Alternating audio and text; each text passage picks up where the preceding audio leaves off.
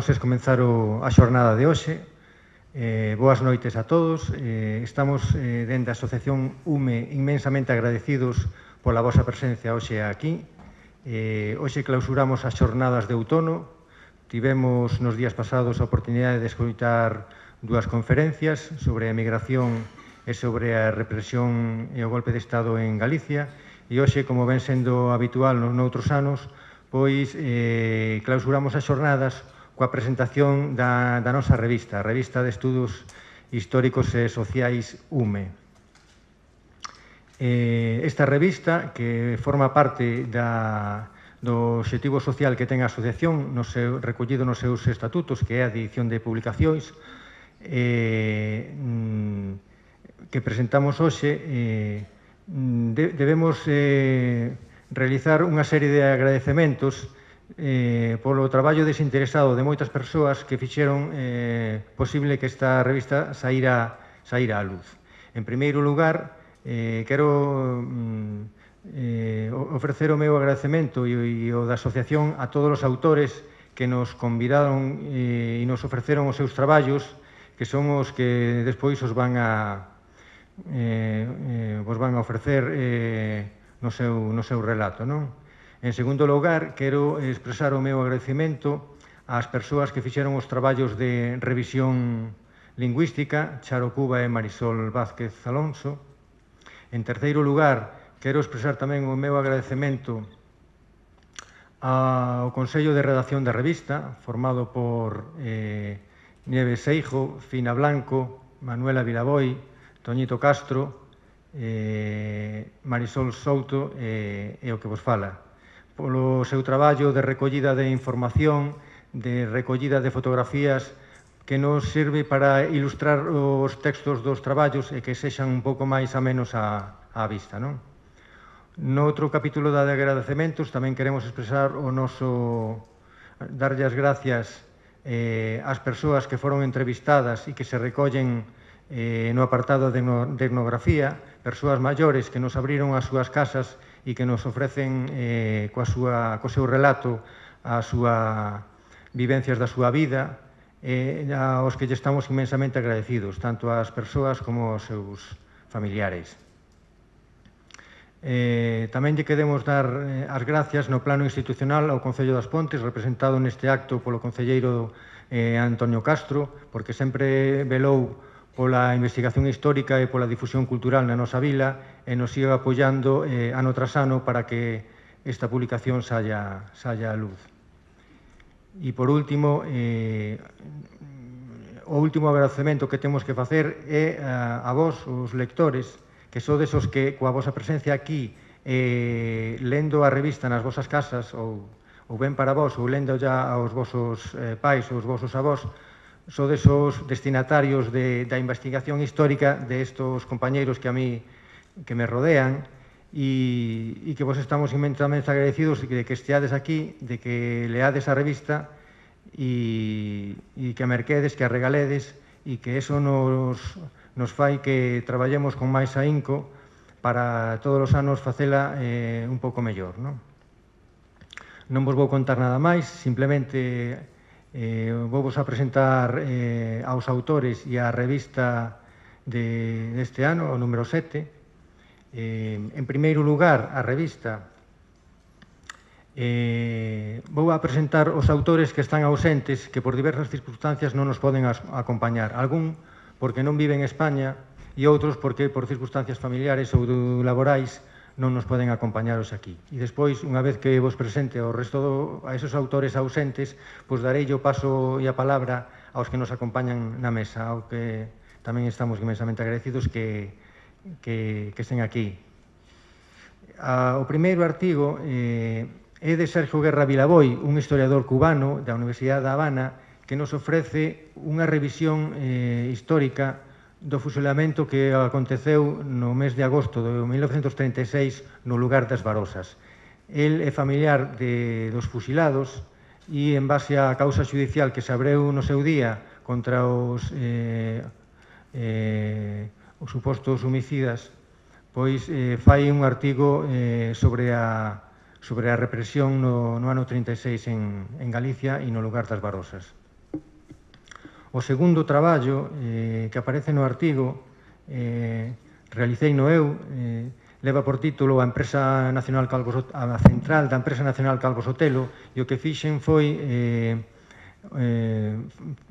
digamos, realizar a historia da empresa de 32 megavatios, da central de 32 megavatios que fixo a Calvo Sotelo, ofrecendo datos de produción para concluir cal foi o impacto que tuvo esa central térmica no sistema eléctrico galego e no sistema eléctrico español. O seguinte traballo que aparece no libro é de Carmela Sánchez Carreira, que é unha doutora en Historia Económica, en Económicas da Universidade de Santiago, que nos ofreceu ano pasado unha conferencia e que este ano nos ofrece un artigo sobre o que supuxo a privatización da empresa pública centrado no caso de Endesa e as consecuencias para a economía galega. No seguinte traballo, outra arquitecto, Silvia Blanco Agueira, de Viveiro, nos entregou un traballo sobre a iglesia de Espiñaredo e o retablo que ten a propia iglesia, que é un exemplo de arquitectura religiosa moderna en Galicia.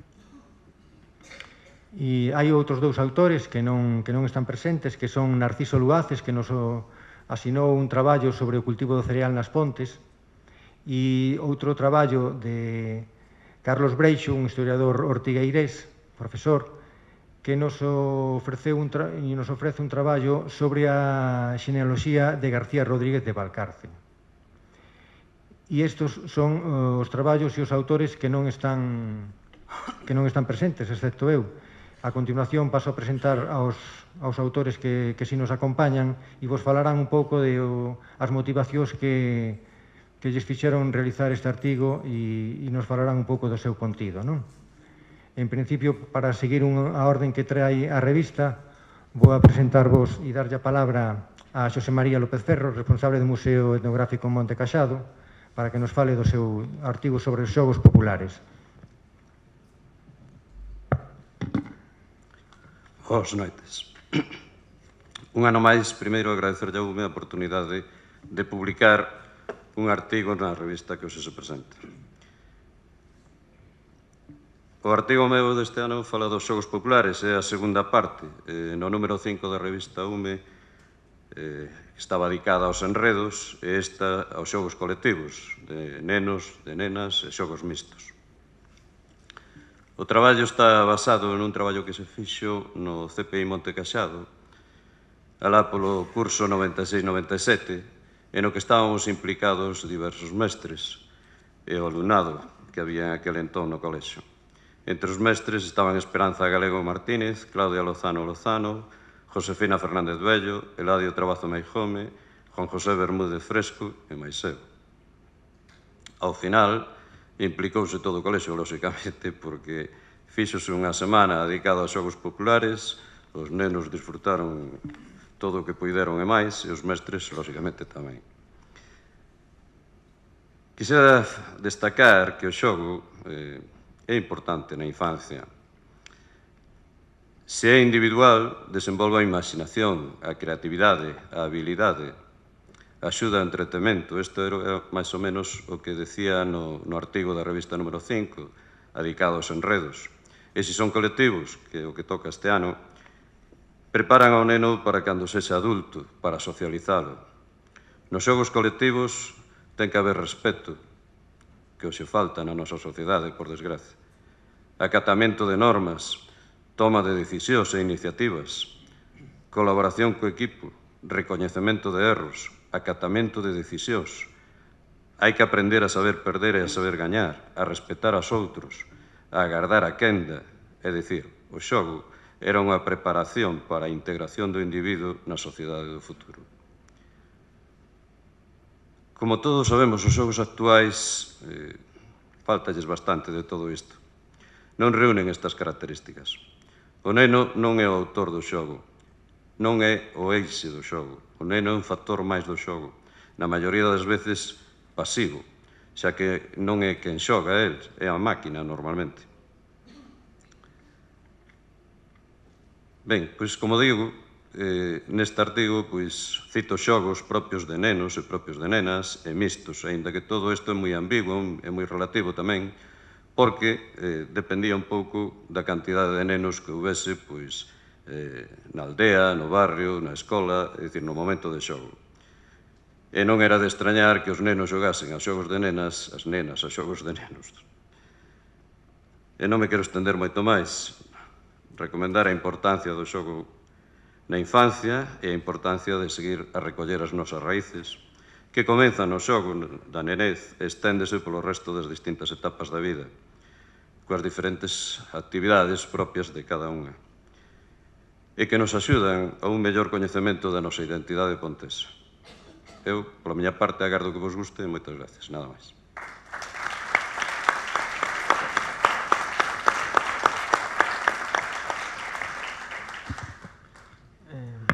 Ahora nos vai a falar Antonio Ribeira, natural de Xermade, que xa nos deleitou o ano pasado cunha pequena conferencia e un artigo, e nos vai a falar do seu artigo sobre os moiños e batáns do Alto Eume, no Concello de Muras.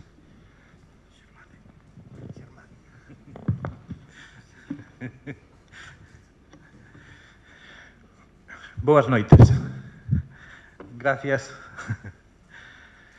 Gracias a todos por estar aquí. Gracias a UME por volverme a invitar outro ano a colaborar na revista. Na liña que sigue UME de tentar acercar as pontes ao seu entorno, liña que comparto e quero salientar neste artigo sobre o río sobre o río Eume, que dá vida a historia e presente a esta comarca e vencéllanos tamén ao seu paso cos territorios limítrofes como é Xermade. Un paseo polo Alto Eume é un percorrido por unha zona da cunca do río Eume máis descoñecida, quizá, no que queremos dar a coñecer historias queridas, investigadas e ao cabo aquí escritas, algunha delas. O artigo ten unha componente de lecer, no que se describe un paseo disfrutando dunha paisaxe singular e única, unha invitación a facer a ruta do Batán de Folgoso, andando, que é como se aprecian os detalles máis interesantes. Outra componente etnográfica, donde nos leva a contemplar artiluxios feitos polos humanos que nos sorprenden polo seu inxenio, singularmente o batán, que se conserva nun estado impensable despois de tanto tempo sin uso. Moiños, plantas de luz, son outros elementos ensamblados na paisaxe da ruta. E outra componente máis histórica, pola historia descoñecida, que nos sorprende cada vez que nos acercamos a vivila. Un cúmulo de casualidades lévanos a atopar secretos guardados polo tempo. Neste punto, salientar o feito do descubrimento recente dos vestixios romanos na procura do mineral do ferro no entorno do río Folgoso, do que estamos a falar. Cando nunha excavación arqueolóxica recente se buscan restos de carbón supostamente contemporáneos, de mediados do século pasado, e aparecen trazas de carbón dos séculos 2 a 4, datados dos séculos 2 a 4 despois de Cristo, tempo en que os romanos xa traballaban coas ferramentas nesta terra.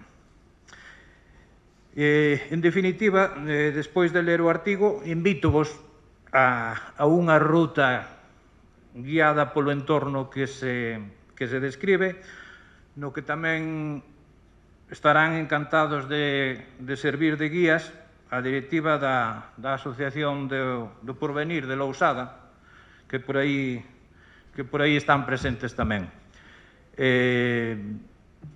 Nada máis. Gracias e boas noites.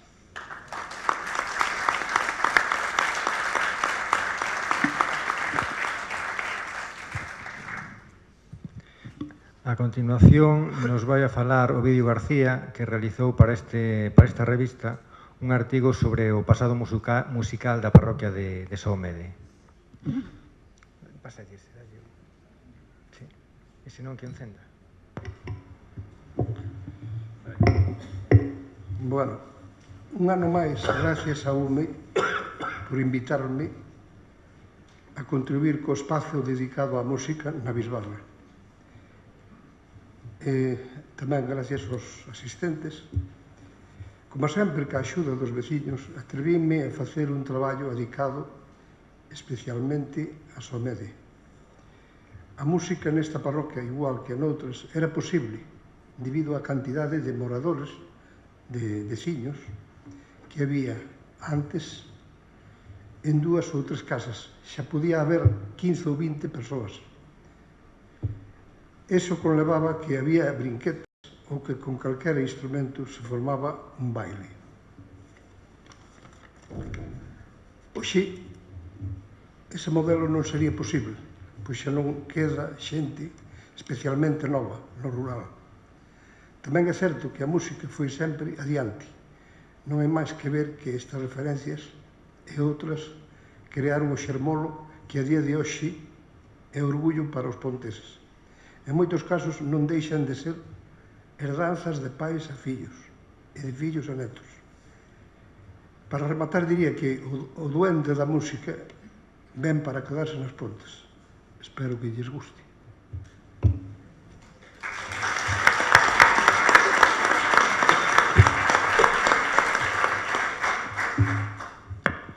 O seguinte artigo que aparece na revista asinou no Eliseo Neira, que é cabo da Guardia Civil no posto das Pontes, nos vai a comentar como fixo ese traballo e no que nos describe un pouco o seu pasado profesional no exercicio da súa profesión na Vila das Pontes.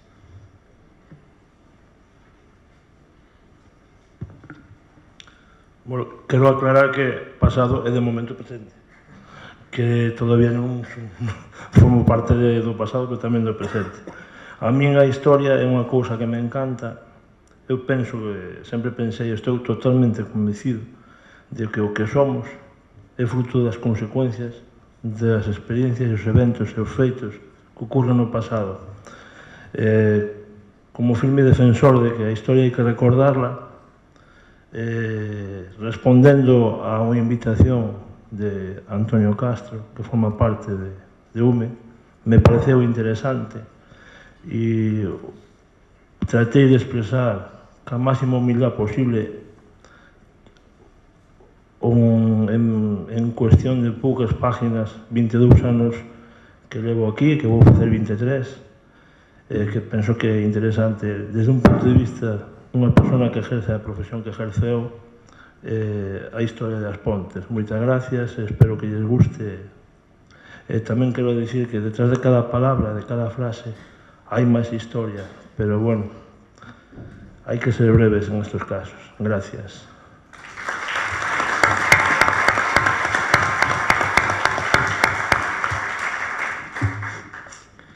A continuación, tócame presentar en nome dos meus compañeiros da sección de etnografía de UME, que hoxe non subiron aquí a falar eles, pois faigose unha presentación do que se recolle na revista.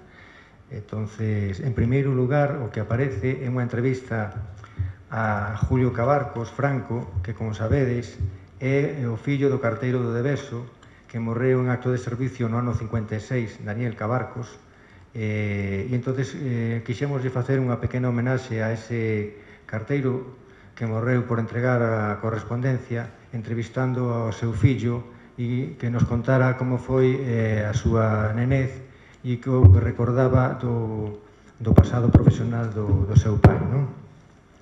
A seguinte entrevista que aparece é a Modesta Cabeiro Vellas, a que lle estamos tamén inmensamente agradecido, natural de Sucadío, na que nos conta un pouco como eran as vivencias no lugar de Sucadío. As conclusións que sacamos era que nese lugar tiñan de todo, o sea, había auga, había electricidade, había pan, cereal, digamos que non precisaban de baixar a vila para nada porque era un núcleo rural que dispoñía de todo e nos conta un pouco as súas experiencias como na súa casa ou na casa do lado se alugaban as mestras que impartían clase no lugar do Sucadío e entonces animo-vos a que leades esa entrevista porque é moi enriquecedora, non? Damoslle as gracias que están aquí a súas familiares presentes. A seguinte entrevista que aparece é a Hortensia López González e Fermina López González, que son tamén naturales de, non me acordo, creo que do lugar de Albarón, verdad? Sí, do lugar de Albarón. Unha delas sentimos que xa non este entre nós porque faleceu antes de publicarse a revista e o cal o sentimos e esperemos que a saída a luz da revista sexa como un pequeno homenaxe tanto a Fermina como a Hortensia, non? E a última entrevista que aparece non había máis.